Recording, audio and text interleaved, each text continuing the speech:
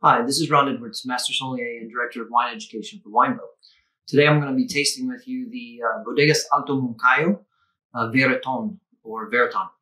This is a 100% Garnacha or Grenache. It's from the Campo de Borja region of Spain, all in their higher altitude area vineyards, that 1,800 to 2,200 feet above sea level. It's from a couple of single vineyards, one of which is Tabuenca. And all of these vines are 30 to 50 years old. And the whole design of this project is to attempt to create year in, year out, a world-class expression, top quality Garnacha. It sees 80% new and 20% used oak. And it's a mix of American oak as well as new French oak, the 300-liter barrels for the American oak and 225 for the French. So it's definitely going to have that oak signature, have a little bit of a flash and pizzazz to it. So let's see what it smells like.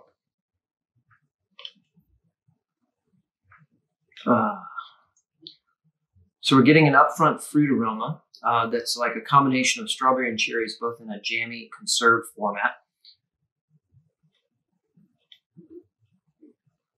There's the definite vanilla extract and dill note from the two various kinds of barrels. There's a little bit of a caramel overtone to the fruit. There's a violet floral nature coming through. And a peppery note. I think white pepper would probably be the best descriptor for it.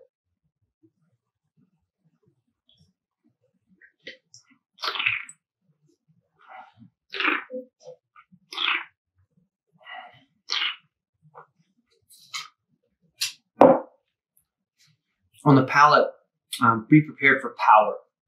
This wine is big, round-shouldered, powerful on the palate, and that is going to be really attractive to a whole lot of you out there. That this wine is sumptuous, it's voluptuous. It definitely has those same fruits: the strawberry going from ripe to conserve, cherry going from ripe to conserve. I think there's a different forest berry in here that's a little darker. I don't know, somewhere between blackberry and blueberry, perhaps.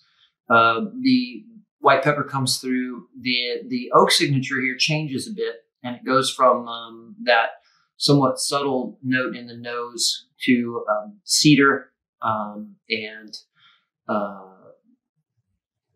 just a little bit more prickly. You can tell that the oak is lending a little bit of tannin to the wine, which is great, gives it some more structure. Let's see what else we find.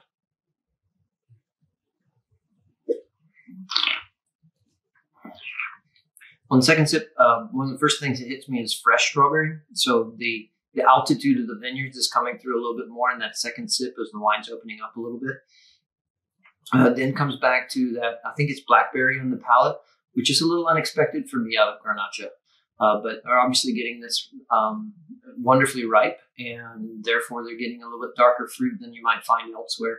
And then in the finish, it moves back into that conserved, slightly jammy forest berry mixed with raspberry kind of flavor profile. There's an herbal signature here, like distant or dry thyme on the stem, perhaps. And that cedar and an oak note just sort of wafts in and out of the flavor throughout. This wine is definitely for those who like wine with power and intensity, and definitely will be tamed by substitute food. You know, definitely a steak on the grill would be an option for this wine for sure.